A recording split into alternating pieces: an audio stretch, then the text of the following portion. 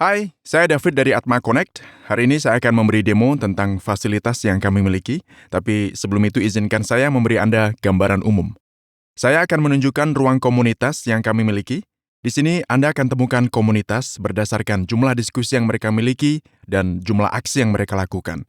Dan komunitas ini adalah komunitas berbasis topik. Semua komunitas berbasis hyperlokal, artinya mereka bisa berbagi wawasan tentang pengetahuan lokal atau tentang pengetahuan mengenai topik mereka yang dapat dibagikan antar anggota atau leaders atau CSO. Jadi seperti yang Anda lihat, jika kita scroll ke bawah, kita bisa berdiskusi di sini dan siapapun yang datang bisa bergabung dalam percakapan dan juga menjadi bagian dari komunitas. Dan ini adalah topik yang kita miliki. Jadi inilah topik komunitas dan juga topik diskusi yang mereka punya. Mulai dari berita hingga bencana, hingga lingkungan dan pertanian, dan bahkan juga tentang perempuan dan anak. Dan untuk masing-masing komunitas ini, mereka dapat membuat aksi yang akan saya tunjukkan nanti. Tapi pada dasarnya inilah feed yang akan dilihat orang begitu mereka masuk ke ruang komunitas tersebut. Sekarang saya akan coba lihat feed saya karena saya sudah bergabung dengan komunitas. Jadi ini feed komunitas yang saya ikuti atau yang saya kelola. Jadi semua postingan masuk ke feed saya karena saya sudah bergabung dengan komunitas atau karena saya mengikuti topiknya. Jadi bukan hanya karena saya ada di komunitas, tetapi juga karena saya mengikuti topik tertentu dan komunitas itu sedang membicarakannya. Lalu saya akan mendapatkan informasi tersebut di feed saya. Dan juga karena saya mengikuti lokasi tertentu, misalnya lokasi Sukorambi Jember ini, yang merupakan lokasi yang hyperlokal, dan karena komunitas di sana berbagi informasi tentang apa yang terjadi, maka diskusinya juga tampil di feed saya. Sekarang, mari lihat apa yang terjadi di masing-masing komunitas ini, dan saya akan menunjukkan komunitas yang saya ikuti. Ini profil dari salah satu komunitas yang saya ikuti. Di dalamnya bisa jadi ada climate leaders dan siapa saja di sini, anggota, pemimpin, atau siapapun di grup dapat memulai diskusi dan membicarakan masalah yang mereka peduli. Misalnya tentang bagaimana membuat kebijakan iklim yang lebih baik untuk komunitas saya. Dan kita bisa membuat diskusi di sini dan siapa saja bisa bergabung, like, maupun berkomentar di sana. Jadi setelah diskusi ini, tindak lanjutnya adalah aksi. Dengan aksi, komunitas bisa membuat tujuan atau target aksi yang ingin mereka lakukan sebagai komunitas, dan ini bisa dalam bentuk banyak unit. Jadi misalnya komunitas ini membuat target aksinya untuk menggugah kesadaran akan bahaya pengundulan hutan, dan mereka ingin menjangkau 80 orang. Mereka ingin mencapai tujuan itu dalam periode waktu ini. Jadi targetnya dengan satuan jumlah orang. Selanjutnya orang-orang bisa bergabung dalam diskusi ini dan berbagi ide tentang mewujudkan tujuan tersebut. Dan ada juga satuan lain seperti pohon, atau orang, atau bisa juga sampah.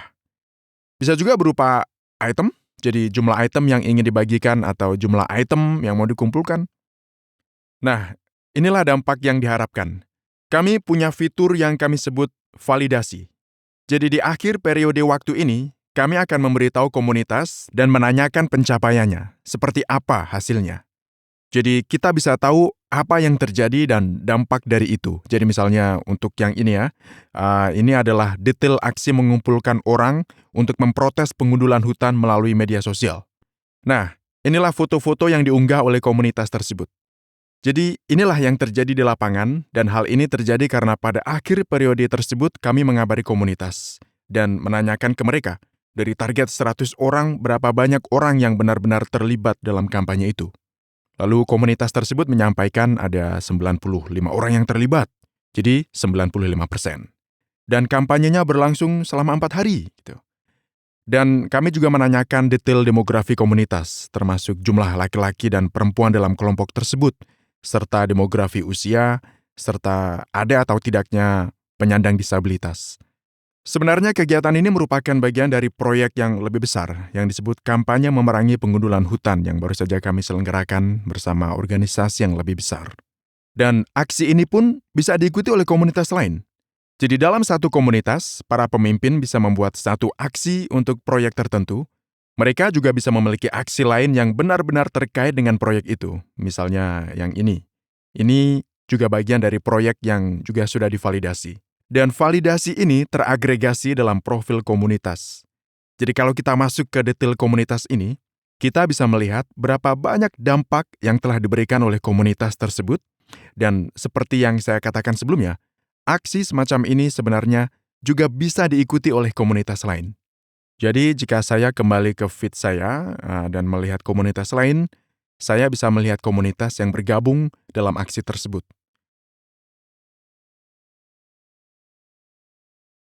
Sekarang, informasi dari acara yang dibuat oleh komunitas dapat dikumpulkan ke dalam dashboard yang kami sebut sebagai dashboard dampak. Seperti yang Anda lihat, ini adalah detail dari proyek yang lebih besar yang telah Anda lihat. Jadi yang dilihat oleh komunitas atau saat mereka membuat suatu aksi dan mereka ingin terlibat dalam suatu proyek, itu sumbernya dari dashboard ini, ditangani oleh organisasi yang lebih besar. Sebagai contoh, di sini sebuah organisasi besar memiliki tujuan untuk mengadakan kampanye deforestasi, di mana mereka ingin melibatkan 750 orang. Dan untuk melakukan itu, mereka mempersilahkan komunitas untuk ikut berpartisipasi dalam skala lebih kecil, sehingga aksi ini dapat didistribusikan. Sekarang di dashboard ini, organisasi akan dapat melihat ringkasan dari apa yang telah terjadi di lapangan. Misalnya untuk mengetahui jumlah komunitas yang berpartisipasi dalam aksi atau proyek tersebut, dan juga jumlah aksi yang disetujui karena pada akhirnya mereka juga ingin meninjaunya. Lalu juga jumlah gambar yang diunggah di lapangan, dan jumlah lokasi yang tercakup dalam aksi tersebut. Nah, ini adalah feed yang terkait dengan proyek tertentu. Dan ini adalah tampilan real time dari apa yang diposting dan bagaimana cerita di lapangan. Jadi, mari lihat goal proses ini. Sebagai organisasi besar yang memiliki target proyek, Anda dapat melihat komunitas mana yang bisa kami libatkan dalam proyek tersebut. Misalnya, ini aksi yang kita lihat sebelumnya di ruang komunitas, di mana komunitas perubahan iklim berhasil menjangkau 95 orang melalui media sosial. Dan ini yang datang dari komunitas lain, di mana mereka menjangkau 150 orang. Jadi informasi semacam ini bisa dikumpulkan. Dan kita juga bisa lihat komunitas mana yang terlibat dalam aksi tersebut. Tidak hanya itu, kita juga dapat melihat total gambar yang diunggah oleh komunitas, sehingga sangat mudah bagi organisasi yang lebih besar untuk mendapatkan laporannya, serta cerita-cerita yang datang langsung dari lapangan tentang dampak kegiatan yang diunggah oleh komunitas itu sendiri. Karena cerita-cerita inilah yang diunggah langsung oleh komunitas. Dan kita akan menuju ke sini, yang sudah kita lihat sebelumnya. Kita juga bisa melihat daftar komunitas yang berpartisipasi. Dan kita bisa melihat masing-masing komunitas ini seperti di mana mereka berada, jumlah aksi yang mereka buat untuk proyek ini, dan juga jumlah diskusi atau acara jika mereka membuat salah satunya. Karena itu juga terkait dengan proyek dan itu pasti membantu proyek. Kami memahami bahwa agar komunitas dan organisasi bisa mengimplementasikan proyek mereka atau mengimplementasikan aksi apapun dengan baik, maka mereka perlu terus mengembangkan diri. Dan untuk memenuhi itu, kami memiliki pusat pembelajaran, di mana masyarakat dapat menemukan materi pembelajaran yang berasal dari komunitas-komunitas tersebut. Juga dari pakar yang peduli, juga kelas yang bisa mereka ikuti dan berdiskusi dengan sesama komunitas dan leaders.